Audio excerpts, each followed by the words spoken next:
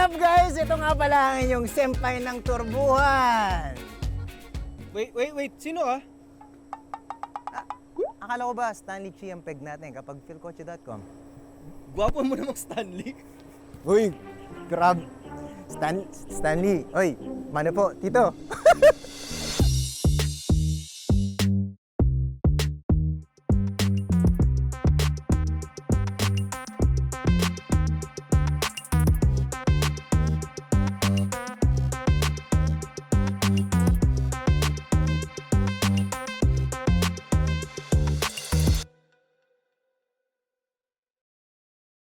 Kotse ba? Feel kotse na!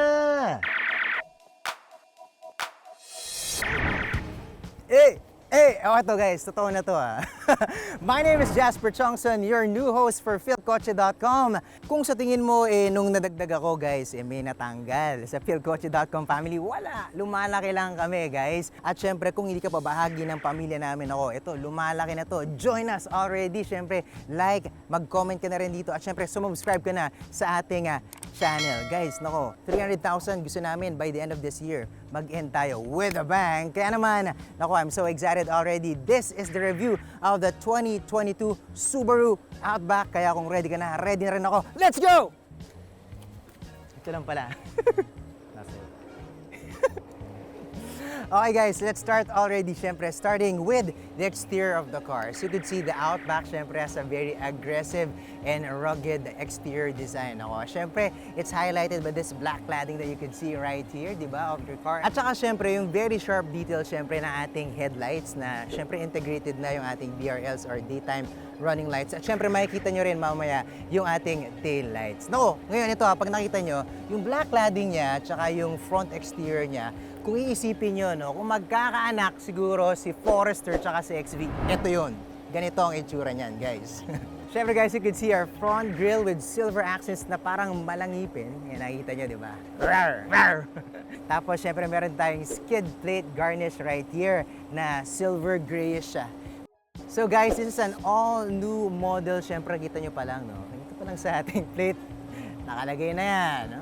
Understood na, pero hindi, joke lang. Hindi kasama yung plate. Pag binili nyo yung car, okay, hindi ganyan yung pangalan ng plate nyo. At syempre, it sits on our brand new Subaru Global Platform. Okay, ito na. Tingnan natin. What's under the hood? Yan. Happy birthday to me. Okay guys, as you can see, we have right here our 2.5-liter Boxer gasoline engine that delivers 186 horsepower and 245 Newton-meter of torque. Okay guys, trivia para sa inyo, no? Bakit nga ba Boxer yung tawag sa kanya? Ito kasi dahil, underneath that flat layer, yung mga pistons niya, parang may boxing match sa ilalim against or opposite each other. Para sila nagbo-boxing match. Parang ganito. Galing, di ba? Our engine is mated to a Lineartronic CVT and is equipped, of course, with a symmetrical all-wheel drive. Galing, di ba? Tapos guys, tinakbo natin kanina yung kotse natin, Nung nasa city driving tayo, umabot tayo ng mga around 7.7 kilometers per liter sa takbo natin na average speed of 20 kilometers per hour. Tapos, nung tinakbo naman natin siya in an open road, umabot naman tayo ng 14.3 kilometers per liter sa takbo natin na average of around 80 kilometers per hour. So, masasabi ko na pwede na. Pwede na yung takbo natin, di ba? In terms of fuel efficiency. Ayan, okay, lipat naman tayo. Siyempre, sarado na natin to. Woohoo! The wheels on the bus. Okay, dito tayo. Siyempre, nakita niyo yung gulong natin. These are 18-inch alloy wheels, di ba? You could see it right here. Meron din tayong ventilated disc brakes on all 4 wheels. Nakita ko yung gulong na to, no? Para sa akin, itsura angas din niya. Kung kanina may ngipin tayo sa grill natin, ito mukhang kinokompleto niya yung look niya for that aggressive and rugged look of the car. Diba? Oh guys, diretso na natin sa gilid ng ating kotse syempre. As you can see, the exterior, ganun pa rin aggressive and rugged yung look niya. As you can see, the cladding goes all through the side as well. Tapos medyo konting detail dito, no? Sa mga Subaru cars natin, wala itong mga pangalan. Kunyari yung Outback. Siya lang yung may pangalan dyan sa gilid. Very, very interesting point. And of course, complementary din would be yung roof rails natin. As you can see, functional, very, very functional sa mga gustong lumabas, syempre. So it gives you that sense of adventure. Makakasama mo talaga siya if you're gonna go out and off-road. As you can see, we have here our power folding side mirror na integrated na rin yung ating turn signals. Makapansin nyo rin sa side mirror natin, meron tayong satin chrome right here na accent. Tapos meron din tayong chrome na outline dito na syempre dire-diretso na yan sa buong window natin. Yeah. Okay guys, dako naman tayo sa dimensions ng ating Outback na memorize ko para sa inyo. It's 4,850 millimeters long, 1,840 millimeters wide, at syempre 1,675 millimeters tall. Okay, ito pa. It's 50 millimeters longer and 50 millimeters wider as compared to the old model. Dako naman tayo sa ground clearance, guys. It's a pretty good ground clearance of 213 millimeters. So just in case na medyo haharabas ka sa rough road o kaya sa Pilipinas, aka mga baha, pero syempre isip-isip din, pwede mo siyang makasama, nakampante ka. Nako guys, kung medyo nahihirapan ka mag-memorize ng mga numbers katulad ko, ito lang ang kailangan mong i-memorize. Pupunta ka lang sa car guide section ng philcoche.com. Ayos? Let's go! Okay guys, dito naman tayo sa likod. Siyempre, makikita pa rin natin na dire-diretso pa rin yung aggressive at saka rugged look niya. Siyempre, with our black cladding right here. Meron tayo ditong silvery gray na skid plate na trim. At siyempre, ito, gusto kong i-point out. Mas nakakaangas dito, parang medyo smoky effect with the black details around our tail light. Siyempre. Tapos, siyempre, meron din tayo dito na ating roof spoiler and third brake light. Now guys, may mga notion or discourse na pinag-iisipan, ano daw ba to? Wagon ba to? Is it an SUV or is it a crossover? Now, ang sabihin ko sa inyo, to each one is own, di ba? Kung anong feeling mo, yun yun. Follow your gut feel. Okay, let's check our cargo space. Stanley, what's up? Okay, buksan na natin. Buksan na yan! Yes! Ayan. As you can see, napaka-spacious niya. Pwede nga talaga mag-game show dito sa likod, no? Tapos, ang maganda pa dito, syempre, guys, you should know that there is to know. Syempre, kung gusto mo, dito lang, mababa lang, guys. Ayan, to know. Gusto nyo mas mataas ito, lagyan natin dito. To know! Ay, medyo naipit pa. Depende sa inyo, guys. Ha? Gusto nyo ba ipit? Ayan. Pero ito, hindi ka talaga may ipit. Just in case, kailangan mo talaga ng extra space, guys. Ito, madali lang itong padapain. Dapa! Isa pa, try natin. Buti pa itong daling padapain.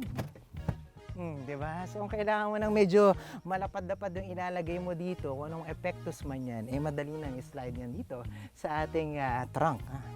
Pwede nga ikaw kung mismo, di ba? Gusto mo mag-planking ka dito. Kaya kailangan mo sit-ups, or something, taas mo yung leg raises, ganyan. Pwede na rin siyang pang-workout, guys! Let's go! Daming gustong gawin, ano? Pero marami pa tayong gagawin. Okay, back to business muna tayo. Sarado na natin yan.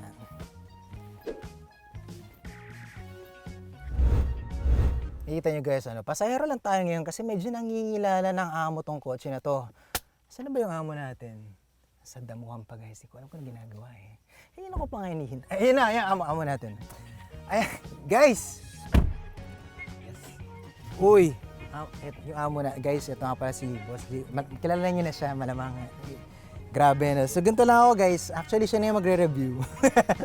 Hindi, pero nakita nyo, no? Parang automatic, di ba, na nag-adjust. I think pati yung, hindi nyo lang nakita, no? Yung side mirrors natin, yung cooling system natin, at syempre, even the seat adjustment, pasok dun sa settings ng boss natin. Okay? So, sobrang komportable kung magdadrive na siya. Hindi niya na po problemahin. Meron gumamit ng kotse ko. Ito bang pasahero na to? Nakatabi niya, nag-drive ng kotse ko. Ayan.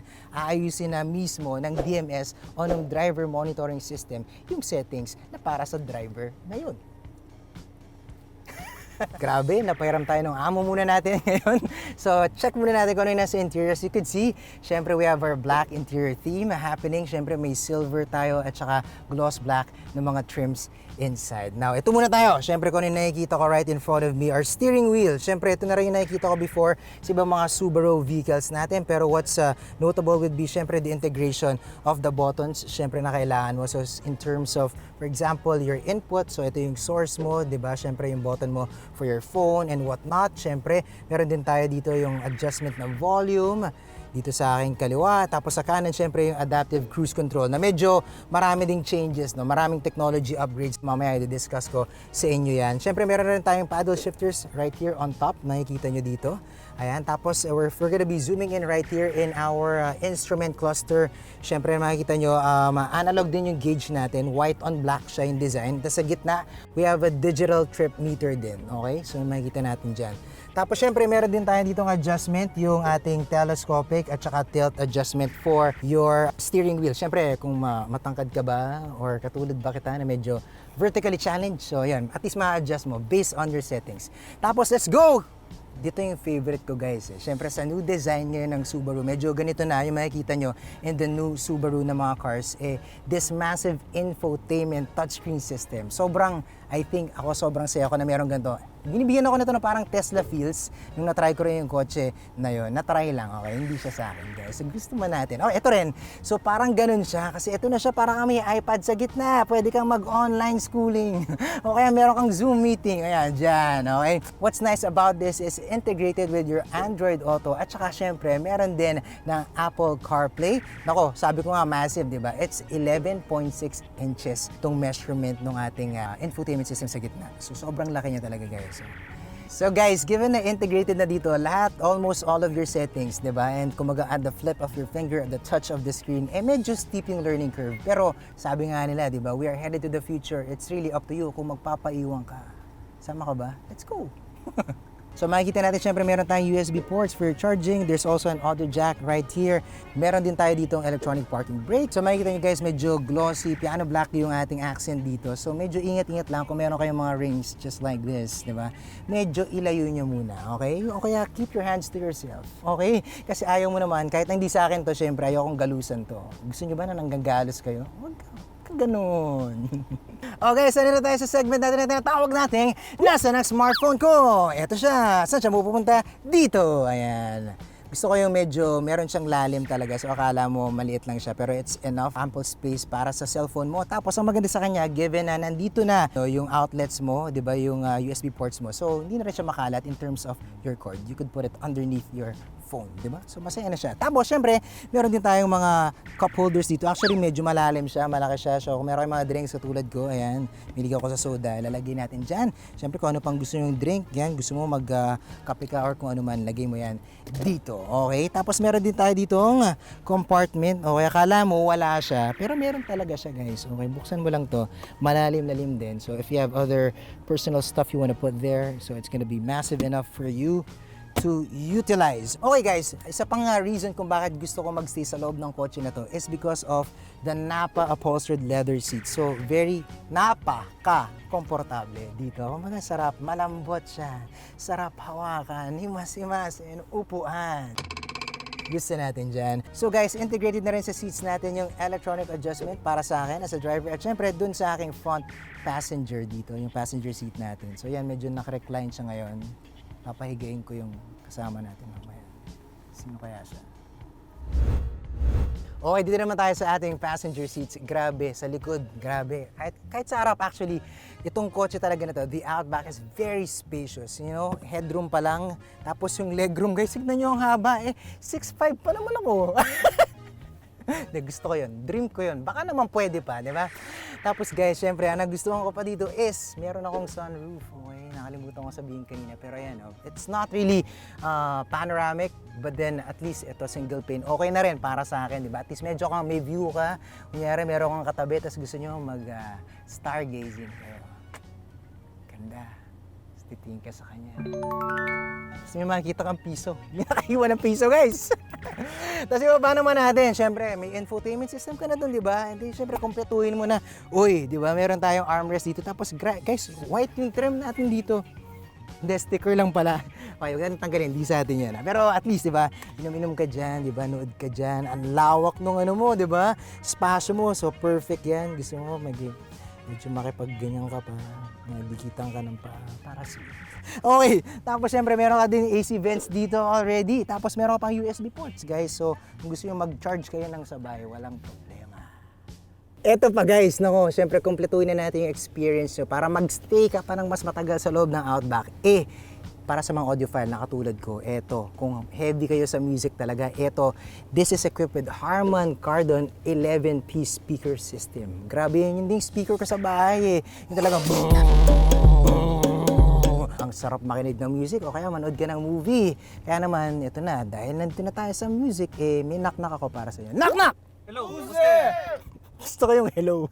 Pag kumatok sa pinto nyo, sagot mo, hello? Hello. Ano to? Take 2. Knock, knock. Oh. Pwede na yun, okay. Outback. Abaku. If ever I believe my work is done, then I'll start out back at one.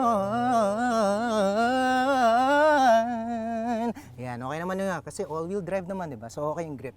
Kaya marami tayong pinagdaanan, guys. Yes! Now guys, let's talk about safety. Siyempre, ang ating Subaru Outback has EyeSight 4.0 Drive Assist Technology. Meron din tong autonomous emergency steering. At siyempre, meron ding adaptive cruise control with lane centering function. Meron din tong 8 airbags. Meron tayong anti-lock brakes with ABD. Meron tayong traction or stability control.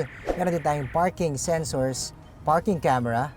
At syempre, meron tayong hill start assist, hill descent control, pre-collision braking system, pre-collision throttle management, blind spot warning, rear cross traffic alert, lane departure prevention, driver monitoring system, at tire pressure monitoring system.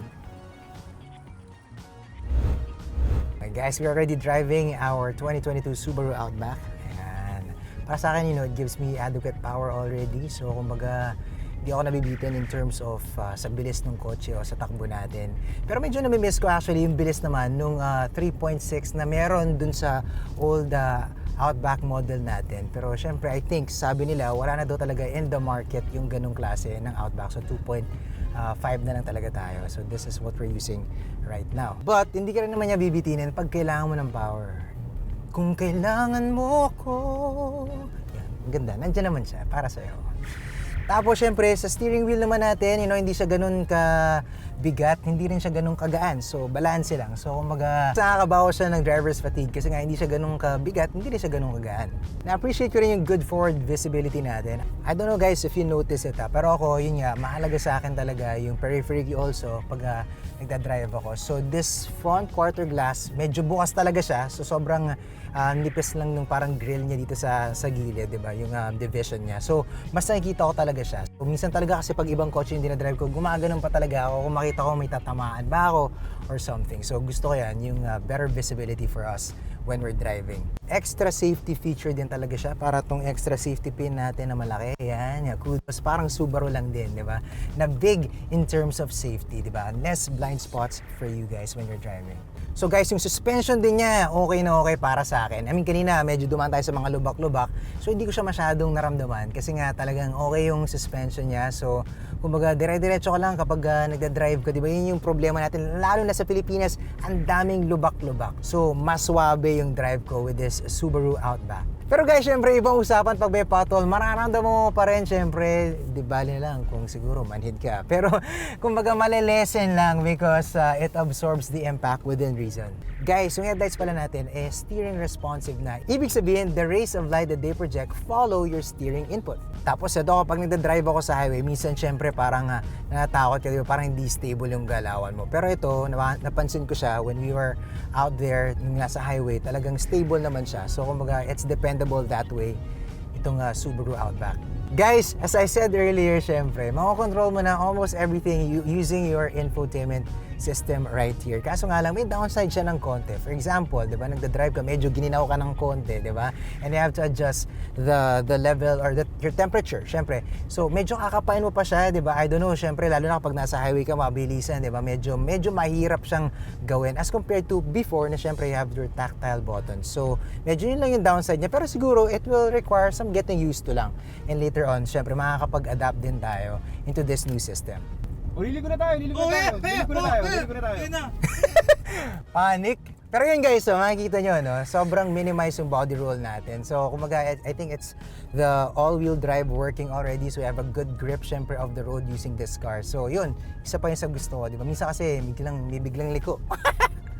Hindi natin inaasahan, biglang liko. Pero syempre, kumbaga, ayos pa rin. Hindi ka masyadong gagalaw-galaw. Diyan ka lang, steady ka lang. So guys, meron tayong dalawang driving mode. Yung SI, yung Intelligent Driving, na eco mode, kumbaga, and yung S mode. So ito yung performance driving. Syempre, minsan merong rough terrain, minsan ginugusto natin yan, yung mga lubak sa buhay natin. O kaya minsan hindi. Pero if you're gonna be trudging, yung mga rough terrain, syempre meron tayong X mode para dyan. Para maganda pa rin yung grip ng kotse natin at stable ka pa rin habang nagdadrive. Ito pa guys, amazing talaga sa kotse na to. Because kung yung iba may cruise control, this one has adaptive cruise control with lane centering function. Ibig sabihin guys, kunyari, di ba, nasa highway ka or something, tapos, di ba, naka-cruise control ka na, di ba? Ngayon, ifa-follow niya talaga, dahil meron siyang centering function, ifa-follow niya talaga yung lines ng road para hindi ka ma-off-road dun sa lane mo, di ba? Just in case. But wait, there's more, guys. May dadagdag pa ako. In terms of safety, meron din tong autonomous emergency steering. So, ibig sabihin, for example, no, merong kotse sa harap mo, o pas may kumuha ka ng popcorn, medyo hindi ka nakafocus sa driving mo, di ba? So, meron siyang way na just in case magko-collide ka na with that in front of you, magka-crash ka na, liliko siya para sa'yo, para naman hindi ka mabangga, di ba? Galing! So reminder lang guys, syempre, given that we have a lot of safety features and very futuristic na yung approach ng car na to in terms of taking care of the driver and its passengers, syempre, as a driver, kailangan responsable ka pa rin. Kasi sa'yo nakasalalay yung safety mo at saka safety ng mga pasahero mo pa rin. And all be all, be responsible, okay?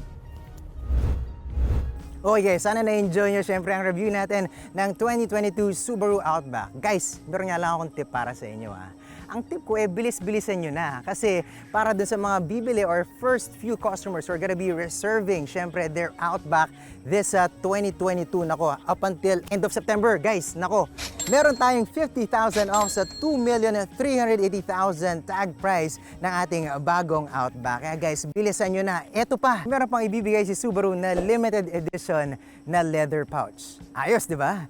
Once again, my name is Jasper Chongson from philkotse.com. Guys, spread the good vibes, share the love lang lagi. Ako nga pala ang senpai ng turbuan! Joke lang guys.